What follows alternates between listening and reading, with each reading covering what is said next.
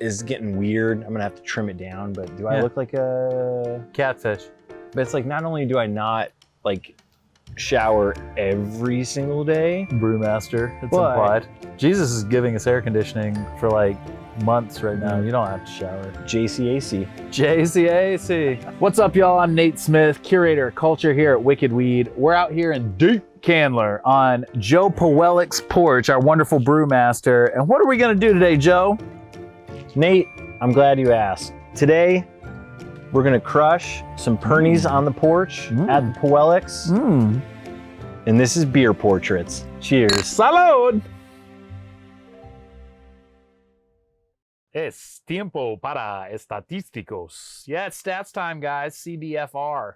Let's get our analysis on. Pernicious, color, golden, straw. It's beautiful, it's bright, it's clear, it's awesome. Body on Pernicious. This beer is so light-bodied, effervescent, and easy drinking. A lot of people are shocked. It's 7.3% ABV. Mind-blowing. The flavor. Yo, hops combo, international style. This is like the Avengers of hops. We got all the best from all over the world together in one team. A little bit of bitterness, tons of aroma, tons of character, tons of complexity, yet still approachable. And I find that to be a very romantic element of Pernicious. And for more on that, I'll turn it over to Dr. Brewmaster himself, Joe P. Ah, oui, bonjour. Ça va? Ça va. Ah. Pernicious is nutritious. Pernicious is delicious. Firkin A, bro. Firkin A. I feel like this beer encompasses the culture at Wicked Weed more than any other brand. Walt and his sister Jess were on the way back from the Great American Beer Festival in, I want to say 2014. That's true, I was on that plane. They drew up this recipe. Drop it off to, at the time, my boss, who's also still my boss, with some gray area. He's shaved most of that gray area exactly, off. It's more of a hair. He's bald. And we looked at it and we said, okay, this beer has no crystal malt. This beer has mostly just base malt, a little bit of carafoam for foam stability in the absence of protein. And this, by the way, is very romantic to me. And the hop bill was insane. It was almost as if they wrote down the first 13 hops, or maybe the only 13 hops that they could think of, and that's what it ended up being.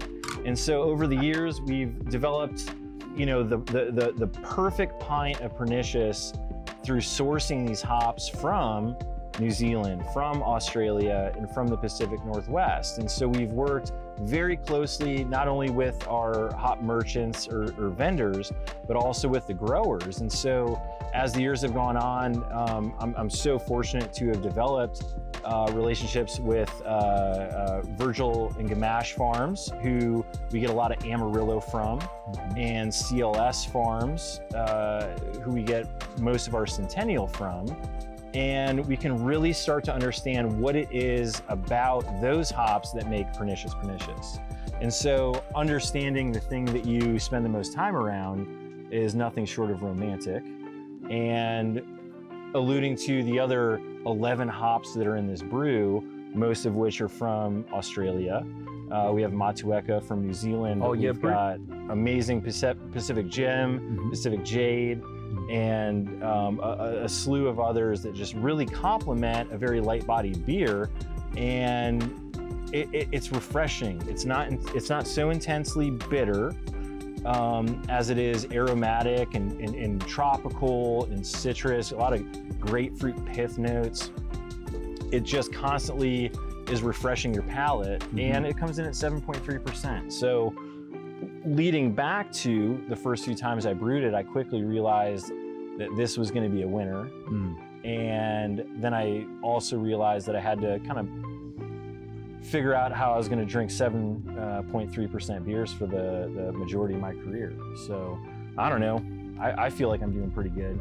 Yeah. How are you feeling? I think we're crushing the game, and let's have a quick competition to be the first to finish this delicious Pernicious. Cheers to that. Cheers. Samesies. Call it a draw.